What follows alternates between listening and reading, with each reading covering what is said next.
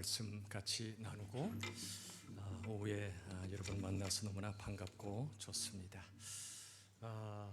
여러분이 이 주일날 하나님 앞에 나온 이 모습을 하나님이 얼마나 기뻐하실지 저는 생각을 합니다. 우리 옆 사람 한번 인사 한번 나눌까요? 아직 마스크 낀 채로 나 없이 잘 살았어. 좀 약간 오금이 저리지만 한번 시작. 나 없이 잘 살았어. 갑자기 닭살이 돋죠, 그죠? 예, 조금 약간 분위기가 경직된 것 같아서 오늘 제가 오바를 좀 했습니다. 이 만남이 얼마나 소중한지. 엊그저께는 저희가 신방 가다가 어느 장소에 갔는데 그 자리에 전혀 예상치 않게 의찬이가 있는 거예요. 깜짝 놀래가지고 제 의찬이 아바타가 있는 줄 알고 너무 반가웠는데 의도하지 않은 장소에서 만나는 게 그렇게 반가울 수가 없더라고요. 너무나 감사하고 좋습니다. 준아도 잘 있었지? 청주였던가요? 예, 청주 잘 있어요? 준아가 가서 청주가 아마 빛날 줄로 믿으십니까? 아까도 수민이한테 말했는데 회사 이제 새로 들어갔잖아요. 그 회사가 수민이 때문에 복 받았죠. 그죠? 예, 맞아요. 준아, 그지? 새로 들어간 회사도 그렇고 준아가 수민이가 이번에 들어가는 회사도 수민이 때문에 복 받은 거야. 저는 그렇게 믿어요. 하나님께서 우리에게 주신 오늘 말씀을 잠깐 보시겠습니다. 이사야 40장 1절에서 5절인데 우리 함께 한번 읽을까요? 다 같이 시작. 너희의 하나님이 이르시되 너희는 위로하라. 내 백성을 위로하라. 너희는 예루살렘의 마음에 닿도록 말하며 그것에게 외치라. 그 노예의 때가 끝났고 그 죄악이 사함을 받았느니라. 그의 모든 죄로 말미암아 여호와의 손에서 벌을 배납받았느니라 할지니라 하시니라. 외치는 자의 소리여 이르되 너희는 광야에서 여호와의 길을 예비하라. 사막에서 우리 하나님의 대로를 평탄하게 하라. 골짜기마다 도두어지며 산마다 언덕마다 낮아지며 고르지 아니한 곳이 평탄하게 되며 험한 곳이 평지가 될 것이요 여호와의 영광이 나타나고 모든 육체가 그것을 함께 보리라. 이는 여호와의 입이 말씀하셨느니라. 아멘. 1절부터 다시 한번 보여주실까요? 어른 예배 때는 사실 시간의 한계도 있었고 또 여러 가지 상황 속에서 좀 자세히 설명을 안 했는데 여러분 그 요한 1서가 아니고 이사야서입니다. 예, 괜찮아요. 얼마든지. 그래도 내용이 중요하니까. 자, 이사야서 전체가 66장까지 있어요. 근데 두 부분으로 나누어집니다. 39장까지 그리고 40장에서 66장까지. 전체가 66장인데 39장 나머지 27장 어떤 생각이 들어요? 뭐와 비슷해요? 성경 전체 구약 39권 신약 27권 3927 66권 이사야서는 성경 전체의 요약이라고 봐도 돼요. 재미있는 건 구약은 인간이 죄로 인해 고통당하고 죽고 수많은 상황에 대해서 우리에게 정확히 말씀하시고 구약에서 예언하신 예수님이 이 땅에 오실 것을 미리 예언하신 책이 구약입니다. 그리고 예언대로 약속대로 예수님이 오셨고 27권에 걸친 신약의 복음의 파노라마가 펼쳐지죠. 똑같아요. 이사야서도 39장까지는 그들이 하나님을 떠나고 배신하고 죄를 짓고 이 모든 상황들로 인한 그들의 고통의 역사를 기록하고 있다면 하나님이 징계하시는 역사라면 40장부터는 하나님이 이렇게 징계하시는 걸로 끝나지 않고요. 40장부터 66장까지는 그래도 하나님이 내 백성, 내 자식으로 생각하고 주신 복음의 말씀, 위로의 말씀이 40장부터 진행돼요. 그 첫 구절이 바로 이 구절이에요. 한번 같이 읽어볼까요? 1절 시작. 너희의 하나님이 이르시되 너희는 위로하라. 내 백성을 위로하라. 여기 잘 보시면은요, 너희의 하나님이라고 말씀하시고요, 맨 뒤에는 내 백성이라고 말씀하세요. 성경은 어떤 교리서가 아니라 관계에 관한 책이에요. 언약에 관한 책이에요. 하나님과 우리 사이에 언약 관계에 관한 책이 성경인데 방금 말씀드렸죠. 39장까지는 그들이 죄를 짓고 하나님을 떠났잖아. 근데도 여전히 맨 앞에 누구 하나님이라고 써 있어요? 누구 하나님? 너희의 하나님. 그 다음에 뒤에 누구 백성이라고 그랬죠? 내 백성.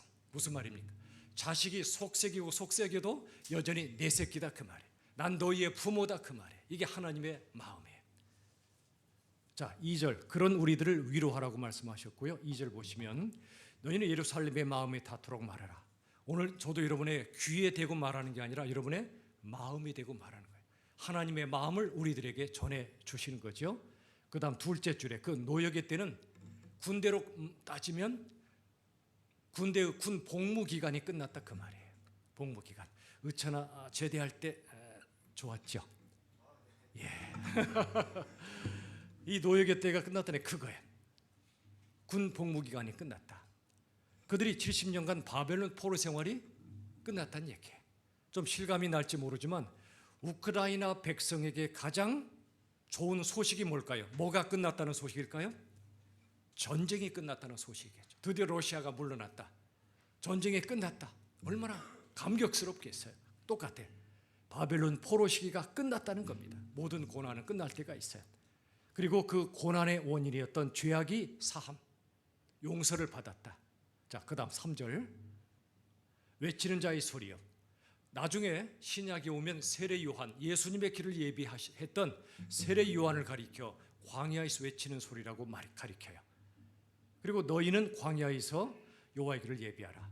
근데 이 세례 요한을 신약에서는 말씀하지만 구약에서는 이 장면에서는 외치는 자의 소리와 너희는이라 너희는 이방 왕들을 말해요. 여러분 이스라엘 백성들이 바벨론 포로 생활을 70년 했는데 바벨론의 왕들 가운데 그리고 그 다음에 바사 페르시아의 왕들 가운데 하나님께 쓰임 받았던 사람들이 있었어요. 맨 마지막에 사이러스 고레스라는 왕이 이스라엘 백성의 포로기를 마치고 다시 돌아가게 했어요. 여기 너희는 이방 왕들을 가리켜요. 너희들이요 광야에서 여호와의 길을 예비하라. 좀 이상하지 않아요? 이스라엘 백성들이 하나님의 길을 예비해야 맞을 것 같은데 너희 이방 왕들이 여호와의 길 하나님의 길을 예비하라고 그랬어. 방금 말씀드린 대로 이방의 왕이었던 고레스란 사람이 이스라엘 백성들을 다시 고향으로 돌아가게 해서 무너졌던 성전을 다시 회복시키고 하나님의 나라 회복시키는 역사를 이루었어요. 광야에서 척박한 땅에서 하나님의 길을 예비하게 만들었어요. 신약에 와서는 이 역할을 세례 요한이 했어요. 그리고 예수님의 길을 예비한 거예요. 자, 4절 골짜기마다 도두어지고 산마다 낮아지고 고르지 않은 곳이 평탄하게 되고 험한 곳이 평지가 될 것이다. 골짜기, 언덕, 험한 곳, 이 모든 것이 우리 인생의 마음과 상황을 얘기해요. 상처받고 고통스럽고 힘겹은 우리 인생을 가리켜요. 골짜기가 도두어지고 높아졌던 건 낮아지고 험한 곳이 평지가 될 거다.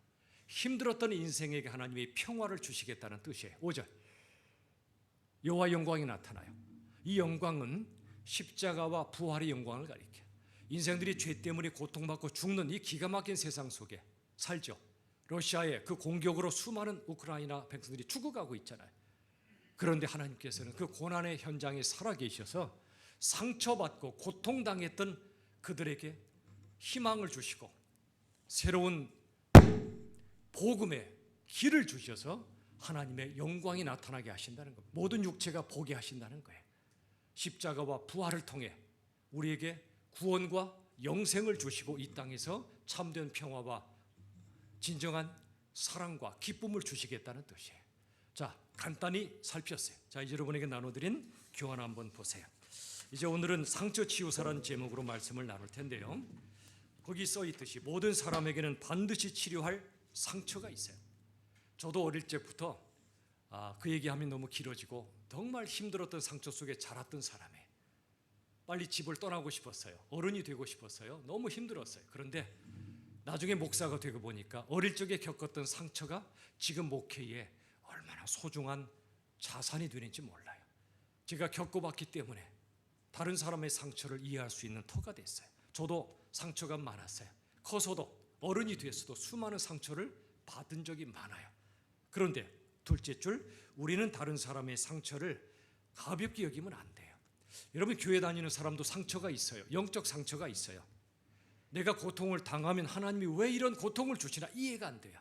또 왜 하나님이 내가 사랑하는 사람을 먼저 데려가시지 이해가 안 돼요. 저도 그런 경우가 많아요.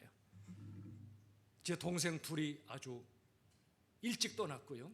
그 외에도 너무나 많은 사람들이 떠났어요. 사랑하는 사람이 떠날 때 그 아픔은 겪어보지 않은 사람은 몰라요. 여러분, 고통 중에 제일 큰 고통이 자식을 잃은 고통이라고 그래요. 여러분, 살아있는 것만해도 굉장히 효도하는 겁니다. 그죠? 자식을 잃은 부모들의 고통은 상상을 초월해요. 우리 교회도 그런 분들이 좀 계셔요. 그런데 자식을 잃은 그 사람의 상처를 가볍게 말할 수 있겠습니까? 뭐 그런 거 갖고 그래. 다 인간은 다 죽는 거야. 나도 힘든 적 많아. 너무 힘들어하지 마. 말씀 보고 기도하면 이길 수 있어. 왜 믿음이 그 정도밖에 안 돼? 정답을 얘기하는 건 전혀 위로가 되지 않아요. 오히려 무책임한 말이 될 수 있고요. 값싼 위로가 돼요. 우리는 그러면 안 돼요. 그가 얼마나 아픈지를 들어주고, 참아 말할 수 없는 고통이 있거든 가만히 옆에 있어주고, 그가 울면 같이 울어주고, 같이 예수님을 붙잡고 일어서는 거지, 내가 값싼 위로로 다른 사람 위로 못해요. 에레미야 6장 14절에 보면 이런 말씀이 있어요. 그들이 내 백성의 상처를 가볍게 여긴다. 평강하다 말하지만 평강이 없도다. 여러분, 다른 사람들의 상처를 가볍게 여기면 안 돼요. 하나님은요, 당신의 백성들이 아픈 상처를 절대 가볍게 여기지 않으세요. 에레미야 8장 21절에 이런 말씀이 있어요.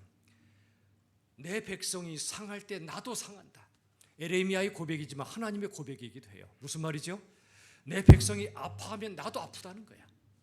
옛날에 여러분이 아마 더 젊으실 때 드라마 같은데 이 다모라는 드라마가 있었어요.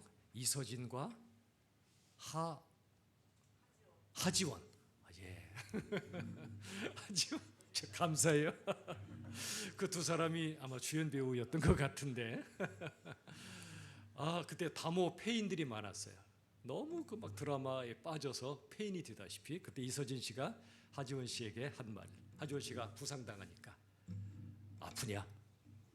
나도 아프다. 더 이상 나를 아프게 하지 마라. 죄송해요. 제가 이서진이 아니라서 감동이 없어요. 아프냐? 나도 아프다. 나를 아프게 하지 마라. 이게 사랑이에요. 다른 사람이 상처받고 아프면 왜 아파해? 그러면 안 되고, 아프냐? 나도 아프다. 이게 하나님의 말씀, 하나님의 마음이에요. 너희들이 상하면 나도 상하다. 너희들이 아프면 나도 아프다. 이게 하나님의 마음이에요. 우리들이 이렇게 말하죠. 우리가 아플 때 하나님 어디 계세요? 도대체 뭐 하시는 거예요? 라고 우리가 말하기 쉬운데 아니에요.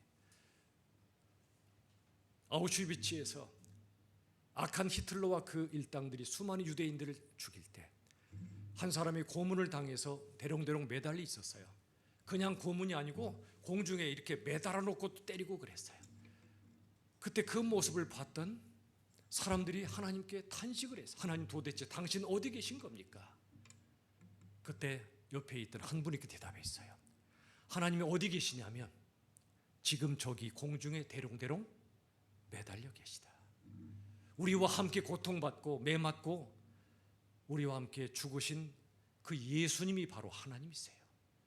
멀리 계신 것이 아니라 우리와 함께 고통받으세요. 우리가 죽을 때 같이 죽으시고 고난당할 때 같이 고난당하시는 분이세요.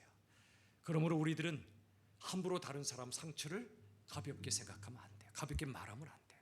누가 아파하면 나도 같이 아파하며 같이 기도해야 돼요. 처절한 실패와 고통을 경험했던 이스라엘 백성들을 하나님은 뜨거운 가슴으로 위로하고 계세요. 1절 다시 한번 띄워주실래요? 40장 1절. 이 말씀이 그냥 말씀이 아니에요. 너희의 하나님이 죄짓고 고통당했던 너희의, 여전히 내가 너희 하나님이야. 내가 뭐라고 말하냐면 너희는 위로하라. 내 백성을 위로하라.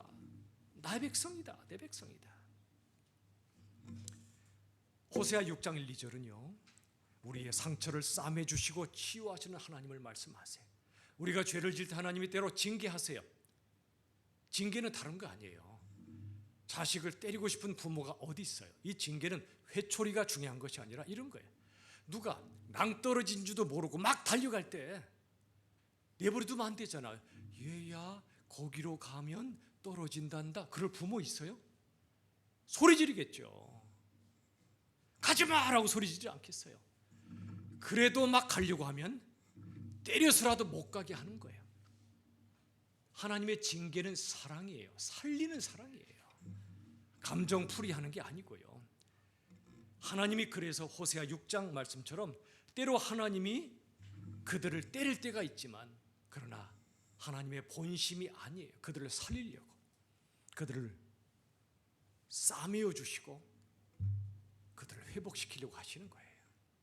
그리고 이사야 43장 거기 19절에 보면 써놨죠. 광야에 길을 내시고 사막에 강을 내시는 하나님이라고 써 있어요. 여기 광야와 사막은 상처와 고통의 장소를 말해요.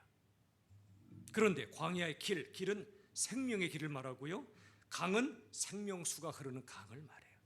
이 생명의 길, 생명수의 강은 누굴 가리킬까? 결국에는 성경 전체를 보면 여러분 교회에서 묻는 대답의 90%는 예수님 그러면 정답이에요. 누구라고요? 예수님이에요. 내가 길이요 진리요 생명이라 그러셨죠. 생명의 길은 예수님이고 생명수의 강, 사막에서 물이 없어서 거의 죽어가는 그 사람에게는 물 한 모금이 생명이잖아. 그분이 바로 예수님이라는 거예요. 저도 그랬어요. 예수님만이 우리의 상처와 고통에 대한 유일한 해답이기 때문에, 그분은 하나님이시기 때문에 그래요. 그분의 사랑이 우리 안에 들어올 때 우리 상처가 비로소 치유돼요. 그분의 생명이 우리 안에 들어올 때 우리의 죽을 것 같았던 고통이 회복돼요. 그리고 거기 영원한 생명길과 강은 예수님이시다.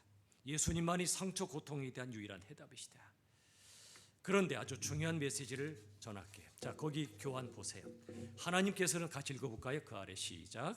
하나님께서는 가시덤불 같은 우리들 속에 기적의 불을 일으키신다. 그 다음 하나님께서는 돌멩이 같은 인생들에게서 생명수가 터져나오게 하신다. 이게 출애굽기 이야기를 제가 정리해 드린 건데 이런 거예요. 출애굽기 3장에 보면 모세가 80세가 되었을 때 미디안 광야에서 호렙산 시내산 쪽에 왔을 때 놀라운 광경을 목격해요. 가시덤불이 있는데 거기에 불이 붙어 있는 거예요. 여러분 나무에 불 붙으면 타버리는 게 정상이죠. 근데 안 타는 거야. 그 순간 하나님께서 그를 부르세요. 새로운 소명을 그에게 주세요. 여러분 모세의 인생은 3단계로 나눠지는 거 아시죠? 40세까지, 80세까지, 120세까지. 처음 40년은 애굽에서 주로 보내요. 왕자로서 기가 막힌 최고 교육을 받고 최고의 엘리트가 돼요. 그런데 40세 됐을 때 그가 자기 동족을 살리려고 하다가 사람을 죽이죠. 내 힘으로 구원하려고 하다가 죽이고 말아. 그래서 도망가요. 미디안 광야로 가서 애 낳고 살아요. 40년간 양 궁둥이 쫓아다니는 초라한 목동으로 살아요. 내 인생 끝장난 것 같았어요. 근데 그 두 번째 40년이 끝나는 80세 때 하나님이 부르시는데 그 장소가 뭐라고요? 가시덤불에 불이 붙은 바로 그 모습을 보여주신 거예요. 가시덤불은 모세의 마음과 삶을 가리키고요, 저와 여러분의 삶을 가리켜요. 가시덤불은 초라하고 상처투성인 인생을 가리켜요. 가시나무를 불로 태워봤자 연기밖에 안 나요. 우리 인생을 가리켜요.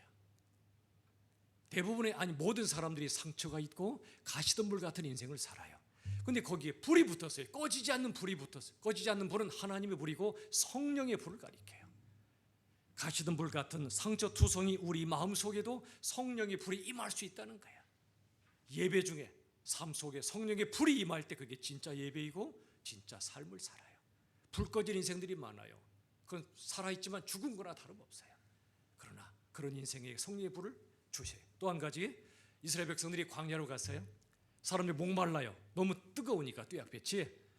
그래서 하나님께 물을 달라고 사람들이 막 원망하니까 하나님이 반석을 통해 물을 내게 하세요. 이 반석을 고상하게 예수님으로 해석하기도 해요. 예수님에게서 생수가 나오니까 영적으로. 그런데 실은 맥락으로 따지면 이렇게 해석하고 싶어요. 반석은 실은 바위고, 바위는 다른 말로 말하면 돌멩이에요. 돌멩이. 현웅아, 너는 돌멩이야. 기분 좋아 안 좋아? 요? 기분 안 좋죠? 예. 근데 실은 내가 더 돌멩이야. 제가 더 짱돌해. 놀라운 것은 반석하면 고상하지만 돌멩이는 별로 기분이 안 좋죠. 놀라운 게 뭐죠? 반석에서 생수가 터져나오게 하셨어요. 무슨 뜻이에요? 돌멩이 같은 저와 여러분에게서도 생명수가 터져나갈 수 있다는 거야. 제가 돌멩이에요. 짱돌이야. 근데 제가 여러분에게 하나님의 말씀을 전하고 있잖아요. 말씀은 생명수와 같은 거예요. 말씀은 빛과 같고 생명수예요. 짱돌 같은 돌멩이 같은 이 요한을 통해 하나님께서 하나님의 말씀을 전하게 하시잖아요. 칼빈은 뭐라고 그랬냐면 하나님께서는 가장 모자란 자를 통해 말씀을 전하게 하신다고 그랬어요. 제가 똑똑해서 말씀 전하는 게 아니고요. 가장 모자란 자를 신학교로 보내서 훈련하셔서 말씀 전하게 하시는 거예요. 돌멩이 같은 나를 통해서 생명수의 말씀이 전하게 하신다는 거예요. 인간적인 생각과 다르죠. 세상은 뭐라고 그래요? 열심히 공부해서 지식을 쌓아서 지식을 전해주라고 그러죠. 지난주에도 제가 배워서 남 주자고 말씀드렸죠. 그것도 맞아요. 열심히 공부해서 쌓은 지식과 지혜로 사람을 도울 수 있어야 돼. 그런데 그게 전부가 아니라는 거예요. 나는 돌멩이야. 나는 짱돌이야. 아무것도 쓸모가 없어. 돌멩이로 사람들 아프기나 하고 말이지. 그런데 하나님은 그런 사람을 통해서도 생명수가 터져나가게 하신다는 거예요. 자, 정리하면 그래요. 가시던 물은 상처 많은 인생을 가리킨다면 돌멩이는 아무짝에도 쓸모없어 보이는 딱딱한 그런 인생을 가리켜. 근데 하나님은 가시던 물 같은 우리 속에도 성령의 불을 일으키시고 돌멩이 같은 인생들에게서 생명수가 터져 나가게 하신다고 말씀하세요. 고린도전서 1장 21절에 거기 보시면 하나님은 전도, 복음을 전하는 미련한 것으로 믿는 자들을 구원하세요. 대단한 지식으로 구원하는 게 아니라요. 사도 바울이요, 굉장한 엘리트입니다. 지식이 많았거든요. 그런데 나중에 뭐라고 말하냐면 나는 예수님의 십자가 외에는 자랑할 게 없다. 다른 지식을 많이 쌓았지만 다 쓰레기들이라는 거예요. 배설물이더라는 거예요. 그거보다는 십자가의 복음, 부활의 복음이 지식의 최고봉이고 하나님의 전부임을 깨닫고 나서는요, 자기 학벌 그딴 거 전혀 자랑하지 않아요. 그건 배설물과 같아요. 오직 예수의 십자가 부활만 그가 전하기 시작. 그게 사는 길이니까. 여러분, 전도의 미련한 것으로 하나님은 구원하세요. 자, 그 아래 써 있는 거 한번 읽어보죠. 인간의 무능은 시작. 인간의 무능은 하나님의 전능이 임하는 통로이다. 굉장히 중요한 메시지입니다. 사람들은 능력을 갖추려고 그러죠. 좋아요. 학력, 재력, 권력 좋아요. 그걸 통해 하나님께 쓰임 받는 거 좋아요. 그런데 실은 내가 돈이 많고 권력이 많고 잘생겼고 이쁘고 성공했고 이 사람들은요, 교만하지 않은 것이 기적이에요. 그들이 교회를 다녀도 하나님을 의지하겠습니까? 내가 가진 힘을 의지하겠습니까? 솔직히 저라면 내 힘을 의지하겠어. 유민이라면 그래도 하나님을 의지하겠지, 그죠? 그런데 여러분, 인간은 별 수 없더라고요. 내가 힘을 가지면 하나님 의지 안 해요. 내가 가진 걸 의지해요. 그래서 예수님 뭐라고 그러셨죠? 부자가 천국에 들어간다 못 들어간다? 못 들어간다고 하신 적은 없어요. 뭐라고 하시죠? 부자가 천국에 들어가는 것은 마치 낙타가 바늘귀로 들어가는 것처럼 어렵다. 너무 어렵다. 그 말은 부자도 구원받을 수 있으나 힘을 가지면 그는 하나님보다 내 힘을 의지하게 돼 있으므로 하나님을 제대로 믿지 않고 그가 구원받기 어렵다는 얘기예요. 여러분, 인간의 무능이 하나님의 전능이 임하는 통로임을 잊지 마십시오. 무능해지라 그런 뜻이 아니에요. 여러분, 능력을 갖추세요. 배워서 남 주고 열심히 돈 벌어서 섬기세요. 학력과 재력은 귀한 거고 가치예요. 그러나 기억할 것은 아무리 내가 많은 힘을 가져도 나는 절대 한계를 가진 죄인이고 하나님 없이는 나는 무능한 존재를 잊어서는 안 돼요. 제가 수도 없이 많이 경험하거든요. 여러분이 알만한 사람, 이 땅에서 정말 유명했던 사람도요, 어느 순간 뇌의 한 세포가 무너지고 혈관이 막히니까 한순간에 식물인간이 되더라고. 식물인간. 인간 별거 아니에요. 인생 별 수 없어요. 모든 걸 가져도 내가 가진 힘으로 내 병 못 고쳐요. 그럴 때가 너무나 많아요. 그런데 놀라운 건 인간의 무능함, 인간의 아무것도 아님을 깨닫는 순간 오히려 하나님의 전능하신 능력이 그를 통해 임하기 시작해요. 나 힘이 있어 하는 사람에게는 하나님의 능력을 그들이 거절하니까 능력의 통로가 되질 못해요. 그런데 내가 아무리 많은 걸 가져도 힘을 가져도 하나님 없이 나는 아무것도 아님을 깨닫는 자는 오히려 자신의 무능을 고백해요. 겸손히 납작 엎드려요. 겸손한 무릎으로 기도하기 시작해요. 하나님을 제대로 바라보고 붙잡기 시작해요. 그때 무능한 자를 통해 하나님의 전능이 임해요. 물어볼게. 내가 열심히 힘을 쌓아서 내 힘으로 사는 거랑 나는 부족하지만 하나님이 부어주시는 그 능력으로 사는 거랑 어떤 게 더 힘이 셀까요? 첫 번째, 두 번째. 비교가 안 되지요. 여러분, 믿음으로 산다는 게 그거예요. 열심히 공부하고 돈 버세요. 그건 좋은 거예요. 그리고 섬기고 멋지게 사세요. 누리고 나누세요. 그런데 그게 전부가 아니에요. 그게 전부라면 예수 믿을 필요 없어요. 하나님 안 계시도 돼요. 다시 보세요. 인간의 무능은 하나님의 전능이 임하는 통로예요. 여러분, 한 가지 한국교회 목사들이 저를 포함해서 잘못 가르친 게 많아요. 이렇게 가르쳤어요. 예수 믿으세요? 요셉처럼, 다니엘처럼 성공하세요? 성공해서 많은 사람 멋지게 섬기세요? 일면 맞아요. 그럴 수 있어요. 그런데 여러분, 요셉이 하나님께 쓰임받은 것은 총리라는 자리 때문에 쓰임받은 게 아니에요. 오히려 그는 그 자리에 오르기까지 기가 막힌 고난의 세월을 보냈어요. 뼈가 으스러지고 영혼이 막 깨지는 고통을 겪었어요. 그가 하나님이 그의 고난을 통해 그를 하나님이 산으로 빚으셨고, 고통으로 빚어진 사람을 그 자리에 두셔서 하나님이 당신의 구원 사역을 이루신 거예요. 그 자리가 일한 게 아니에요. 오히려 고난이 일한 거예요. 여러분, 저는 요즘 많이 보게 되는데 두 종류의 사람을 봐요. 한 사람은 예수 믿고 성공해서 세상에서 잘 나가요. 돈 많이 벌어, 높은 자리. 그를 통해 하나님 일하시는 것은 일밖에 안 돼. 제가 볼 일. 그런데 성공도 못했고 가난하고 몸도 약한데 오히려 그들이 일하는 것이 12호, 100이호, 1000인 것을 봐요. 한 예를 들어볼까요? 여러분, 상처와 고통은 누구나 힘들어요. 그런데 상처도 없이 고통도 별로 없이 모든 게 잘 되었던 사람은요, 다른 사람의 고통을 이해할까요? 절대 이해 못해요. 절대 이해 못해요. 그런데 반대로 원치 않았지만 힘들었지만 고통을 겪었던 사람은요, 또 다른 고통받는 자를 깊이 이해해요. 아까 얘기한 대로 자식이 이 땅을 떠난 기가 막힌 고통을 겪은 부모는 아무도 위로 못해요. 누구만 위로할까요? 이런 분이죠. 많이 힘드시죠. 실은 저도 내 자식이 이 땅을 떠났다. 그 순간 눈을 뜨죠. 당신도 그랬어. 같이 울고 아픔을 나누고 그때 비로소 위로가 임하는 거예요. 예수님이 왜 이 땅에 오셔서 고난당하셨냐면, 전능하신 그분이 왜 고난당하셨냐면 우리와 고통을 함께 겪으시려고. 진짜 거룩은 분리되는 것이 아니라 참여하는 것이라 말씀드렸죠. 진짜 거룩하신 예수님은 우리와 동떨어진 분이 아니라 우리의 고통 속에 참여하신 분, 우리와 같이 우셨다는 얘기야. 똑같이 고통당하셨어요. 그러므로 여러분, 예수 믿어 성공한 자가 복음의 통로가 되는 게 아니고요, 비록 연약하지만 부족하지만 가난하지만 몸도 아프기도 하지만 그 밑바닥에서 고통의 자리에서 하나님을 붙잡았던 그가 바로 복음의 통로가 돼요. 아까 그 자식이 죽었던 그 가정처럼 또 다른 분이 자식을 잃었지만 예수님 만났고 미칠 것 같은 고통을 거기까지 내려오신 예수님을 만나서 그 은혜로 일어난 그 사람이 또 다른 자식 잃은 사람을 위로할 수 있다는 얘기예요. 똑같은 고통을 겪었기 때문이고, 두 번째는 그 고통 중에 만났던 예수님을 전하는 거예요. 다시 말씀드려요. 별로 상처 고통 없이 그저 룰룰랄라 살았던 인생은요, 미안하지만 값싼 인생이 되고 말해요. 값싼 인생. 아무도 제대로 사랑할 줄도 모르고 위로할 줄도 몰라요. 지극히 이기적인 삶을 살다 죽는 인생이에요.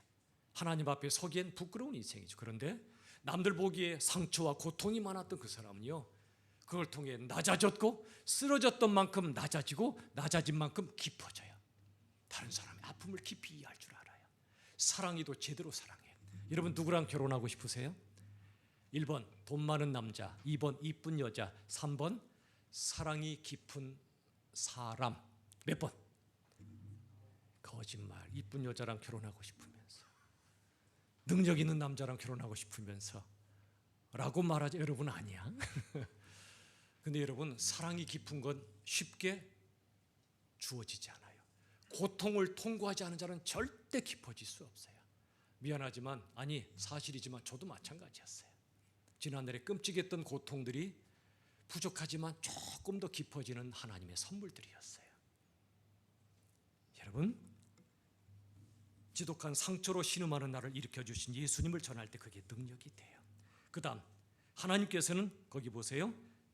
우리의 상처를 상흔으로 만들어주세요. 갈라디아 6장 17절에 어떤 말씀이 나오냐면 내 몸에 예수의 흔적을 가졌다고 말씀하세요. 누가? 사도 바울이. 바울이 원래 엘리트였죠. 잘 나가는 사람이었어요. 가문도 끝내주고요. 그런데 그가 예수 만나서 그 인생 망쳤어요. 모든 거 내려놓고 복음 전하다가 별의별 고생을 다하고 살았는데 그가 나중에 뭘 자랑한다고요? 내 몸에 성공의 흔적을 가졌다고 말하지 않고 십자가 흔적, 예수의 흔적을 가졌다고 자랑해요. 여러분, 상처와 상흔이 달라요. 상처는 그냥 아픈 거고요. 상흔은 아픈 것이 내게 영광이 된 흔적을 상흔이라고 말해요. 우리가 천국 가잖아요. 여러분, 수박 한 50덩이 드시면 천국 갈지도 몰라요. 인생 짧아요. 그런데 천국 도착할 때 하나님이 우리에게서 뭘 찾으실까 생각해 보니 상흔을 찾으실 것 같아요. 내 몸에서 십자가의 흔적을 찾으실 것 같아요. 오직 호의호식하면 내 마음대로 살았던 인생은 상흔이 없어요. 예수님과 함께 예수님을 위하여 손해보고 희생하고 섬겼던 게 없어요. 그 사람은 하나님 앞에 설 수도 없어요. 근데 하나님 우리에게서 상흔을 찾으시면 너무너무 기뻐하세요. 이렇게 말씀하실 것 같아요. 안아주시면서 너 눈물 쏟는 순간들이 많았지. 사랑하는 사람을 떠나보내거나 너무나 고통스러운 일을 겪었거나 눈물 쏟는 순간들이 많았는데 예수님 때문에 견뎠구나. 미치도록 힘든 순간들을 예수님의 사랑으로 버텨냈구나. 너의 마음속에 너희 안에 십자가의 상흔이 있구나. 우리의 눈물을 닦아주시고 안아주실 거예요. 저는 여러분들이 상처 안 받으면 좋겠어요. 그런데 상처 없는 사람이 없어요. 그럼 길은 하나예요. 상처가 상처로 끝나든지 아니면 상처가 상흔으로 바뀌든지. 상처로 끝나는 건 내 고통, 절망 이걸로 끝나는 거예요. 근데 상흔으로 바뀐 사람은 고통이 영광으로 바뀌어요. 십자가가 우리를 사랑하고 구원하신 영광이었던 것처럼 하나님은 우리의 상처를 헛되게 하지 않으세요. 고난을 헛되게 하지 않으세요. 예수 십자가 고난을 헛되게 하지 않으시고 그걸 통해 우리를 구원하신 것처럼 우리의 고통과 눈물과 상처를 헛되게 하지 않으세요. 상처가 일하게 하시고 고통이 일하게 하셔서 하나님의 영광을 만들어내세요. 여러분이 지금까지도 살아오면서 고통이 상처가 있었을 거야 아마. 그걸 헛되게 하지 않으세요. 하나님께서. 그게 상흔이에요. 고생했지? 고마워. 믿음으로 버텨줘서. 내 아들아 내 딸아. 그 다음 또 하나가 너무나 중요한데 저를 따라 한번 고백할까요? 치유받은 상처는 상처를 치유하는 능력이다. 여러분, 내 상처를 예수님으로 치유받은 다음에는 그 상처가 끝나는 게 아니라 치유받은 상처가 또 다른 사람의 상처를 치유하는 능력이 돼요. 여러분, 마이너스 곱하기 마이너스가 뭐죠? 저는 수학을 너무 사실 좋아하진 않았는데 마이너스 곱하기 마이너스는 또 옛날 얘기라 다 잊어버렸죠. 아시죠? 너무 우스꽝스러운 질문이라 대답 안 하는 거죠. 플러스 맞아요? 아닌가 봐. 여러분, 마이너스 곱하기 마이너스가 플러스란 뜻이 뭐냐면요, 예수님의 상처와 우리의 상처가 만날 때 치유가 일어나요. 마이너스가 상처라면 플러스는 회복이고 치유라면 말이죠. 또 나의 상처와 너의 상처가 만날 때 치유가 일어나요. 제가 사랑하는 모든 사람들이 다 상처가 있어요. 가슴이 아파요. 그분들이 아파하니까 저도 아파요. 그런데 저도 상처가 많은 사람이었기 때문에 그것 때문에 다른 사람의 상처를 이해할 수 있고 상처와 상처끼리 만나니까 그때 치유가 일어나더라고요. 이런 말이 있어요. 내 상처는 다른 사람의 상처받은 마음으로 들어가는 입장권이라고요. 내가 상처가 없으면 입장권이 없는 거예요. 다른 사람 상처 입은 마음속에 들어갈 수가 없어요. 이해를 못해요. 그런데 내가 상처를 겪으면 입장권을 얻는 거야. 상처받은 사람의 마음속에 들어갈 입장권이에요. 나의 상처와 너의 상처가 만날 때 비로소 치유가 일어나요.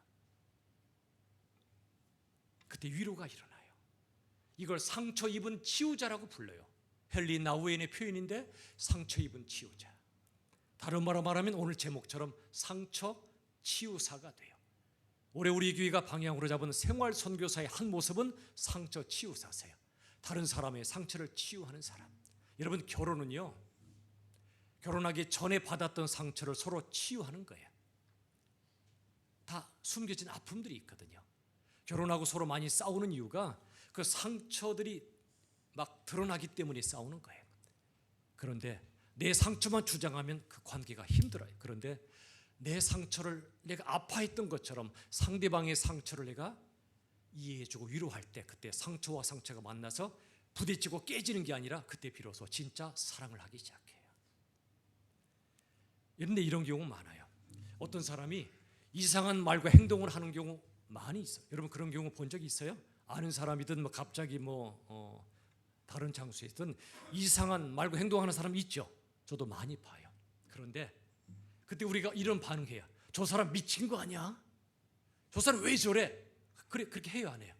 하지요. 저도 그래요. 이해가 안 돼요. 말하는 게 행동하는 게 도무지. 근데 그때요, 너 미쳤어 라고 지는 건 느낌표입니다. 느낌표. 근데 그때 느낌표로 다가서지 마시고요, 물음표로 다가서셔야 돼요. 어떻게 물어요? 이렇게 물으시면 좋아요. 무슨 일 있어? 라고 물으세요. 미친 짓 하는 사람, 미친 말 하는 사람에게 너 미쳤다고 느낌표를 때려 넣지 말고 무슨 일 있어? 여러분, 한번 경험이 있는지 모르겠어요. 우리 자녀들이 예를 들어 집에 와서 말도 안 하고 방문을 쾅 닫아버리고 들어간다. 방문을 쾅 닫고 들어갔다는 것은 부모와 단절하겠다는 겁니까? 아니면 나 지금 아파라고 아우성치는 겁니까? 한 번도 방문을 닫아본 적이 없었나 봐. 아우성이죠. 관계를 끊겠다는 게 아니잖아요. 나 지금 힘들다니까 그런 뜻이잖아. 내 마음 좀 알아달라니까 그런 뜻이잖아. 그죠?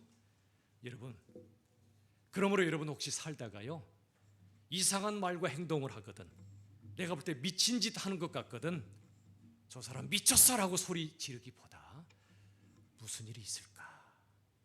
지금 아니면 어릴 적부터 무슨 일이 있었을까? 그 속에 견딜 수 없는 상처가 있고 일그러진 내면이 있고, 그래서 터져 나오는 거예요. 그 사람들은요, 내 고통을 이해해주고 알아달라는 아우성이에요. 하나님은요, 가시덤불 같은 상처 많은 인생과 돌멩이처럼 딱딱하고 그런 인생들에게 하나님께서 임하세요. 성령의 불로 임하셔서 그들의 상처를 녹여내기 시작하시고요, 생명수를 흘러가게 하셔서 하나님께서 그들을 통해 일하세요. 정우승 시인의 내가 사랑하는 사람이라고 써놨죠. 한번 읽어볼까요? 나는 시작. 나는 그늘이 없는 사람을 사랑하지 않는다. 나는 눈물이 없는 사람을 사랑하지 않는다. 사랑도 눈물 없는 사랑이 어디 있는가? 자, 마지막 문제 같이 읽어볼까요? 시작. 다른 사람의 눈물을 닦아주는 모습은 그 얼마나 고요한 아름다움인가. 저는 나이 들수록요, 고요한 아름다움이 뭔가를 조금씩 깨달아가요. 젊을 때는 힘이 있고 열정이 있으니까 고요한 아름다움이 뭔가를 깊이 체험하기가 쉽지 않아요. 젊은 날부터 체험한 사람은 대단한 분들이세요. 세상이 왜 시끄럽죠? 왜 이렇게 더럽죠? 다들 돌멩이끼리 부딪히니까 그래요. 근데 돌멩이가 깨지고 깨져서 고운 가루가 되면 다른 사람을 품기 시작해요. 고요한 아름다움을 체험해요. 근데 누구에게 이런 일이 있나 보세요. 그늘이 없는 사람 사랑하지 않아요. 눈물 없는 사람 사랑하지 않아요. 눈물 없는 사랑 없어요. 반대로 그늘이 있고 눈물이 있는 그 사람을 하나님은 사랑하세요. 여러분, 시편 34편이나 51편에 보면 이런 말씀이 있어요. 하나님께서 구하시는 제사 예배가 뭐냐면 화려 뻑적지근한 그런 예배가 아니고요, 상한 심령이래. 상한 심령. 상처받은 마음을 하나님이 받으신대요. 상처받은 마음이 하나님이 받으시는 제사요, 최고의 예배래요. 무슨 말이죠? 우리가 죄를 짓거나 실수하거나 또는 뭔가 잘못하거나 또는 상처를 받았거나 내가 죄를 짓든 고통을 겪든 상처가 있었든 그것 때문에 아픈 가슴을 부여잡고 주님께 나올 때 그의 예배를 하나님이 가장 기뻐하신다는 거예요. 하나님도 그늘이 없고 눈물이 없고 상처 없는 사람 별로 사랑하지 않으시는지 모르겠어요. 그늘이 있고 눈물이 있고 상처 있는 사람 하나님이 더 사랑하세요. 그리고 그 사람이 예수님을 통해 치유받고, 그래서 그 사람이 또 다른 상처받은 사람을 깊이 이해하고 위로해 줄 알 때, 그 그늘에 빛을 비춰주고 그 눈물을 닦아주고 그 상처를 씻어주는 그런 사람이 될 때 얼마나 사랑스러워요. 그에게는 고요한 아름다움이 있어요. 깊은 사랑은 고요해요. 해변가는 얕잖아요. 해변 얕으니까 찰랑찰랑 시끄러워. 그러나 깊은 바다는 고요해요. 예수님의 사랑을 깊이 만난 사람은 섣불리 말하지 않아요. 깊이 들어주고 조용히 함께 눈물 흘려주고 조용히 안아주고, 그때 그 사람의 아픔이 녹아지기 시작해요. 부부간에는 물론이고 부모 자식간, 아니 우리 죄송해요, 요란함이 별로 안 좋죠. 고요한 아름다움이 진정한 아름다움이에요. 침묵은 소리 없는 상태가 아니고요, 상대방의 마음을 깊이 공감하고 이해하는 사람의 모습이 침묵이에요. 그리고 기도해 주는 거예요. 안아주는 거예요. 다른 사람의 눈물을 닦아주는 게 얼마나 고요한 아름다움인가. 말씀을 맺을게요. 마지막 한 가지 메시지를 드리고 마칠게요. 여러분, 탕자가 아버지를 떠났죠. 돌아왔죠. 그때 탕자가 옷이 더럽잖아요. 옷을 깨끗하게 갈아입고 아버지께 왔다. 1번. 더러운 옷채로 아버지 품에 안겼다. 2번. 몇 번이 답이죠? 친절한 유한 씨가 답을 말하듯이, 여러분, 더러운 옷채로 아버지 품에 안긴 거예요. 불교나 다른 종교는 옷 갈아입고 나한테 와 그래요. 깨끗한 옷으로 스스로 갈아입고 내게 와, 그래야 안아줄 거야. 아니에요. 하나님은 그렇게 말씀하지 않으세요. 더러운 옷채로 내게로 와, 내가 안아줄게. 나사로 죽었었죠. 그러다가 부활했죠. 나사로가 수의를 벗고 나왔습니까? 아니에요. 수의를 입은 채로 무덤에서 걸어 나왔어요. 많은 사람들이 과거의 무덤에서 사로잡혀 있어요. 그때 여러분, 내 스스로 죽음을 깨트리고 수의를 벗고 나오려고 하지 마세요. 우리 못해요. 그렇게 못해. 오히려 수의를 입은 채로 예수님께로 나오면 돼요. 그분이 부활시켜 주시니까. 심지어 예수님조차도요, 부활하신 후에 손목에 십자가의 못자국이 있었어요. 전 이해가 안 됐어. 부활체가 되면 이것도 없어져야 되잖아, 그죠? 왜 그러셨을까 생각하니까, 예수님조차도 손목에 상흔, 십자가 흔적을 간직한 채 부활하셨어요. 아마도 제가 천국 가면 예수님의 이 상흔을 볼 수 있을 것 같아요. 이 상흔은 고난의 흔적이 아니라 영광의 흔적이고 우리를 구원하신 사랑의 흔적이지요. 이제 여러분, 저와 여러분도요, 지난날에 상처가 있고 아픔이 있었다면 내 스스로 씻어버리고 하나님께 가려고 하지 마세요. 아프면 아픈 대로, 아픔을 간직한 채로, 그늘과 눈물과 상처를 가진 채로 아버지께 나아가세요. 그게 진짜 예배예요. 그때 우리 주님이 우리의 상처를 씻어주시고 영광의 상흔으로 바꿔주실 거고요, 우리의 상처를 통해 또 다른 상처받은 사람을 위로하고 치유하는 가장 하나님이 기뻐하시는 참된 능력의 사람으로 이 세상을 살게 되실 줄로 믿습니다. 부디 우리 모두 있는 그대로 주께 나아가, 아픈 대로, 슬픈 대로, 상처받은 대로 주께 나아가 치유받으시고, 그 다음에 옆에 하나님이 두신 그 사람의 상처를 어루만져주고, 내가 아팠던 만큼 이 사람도 아프잖아요.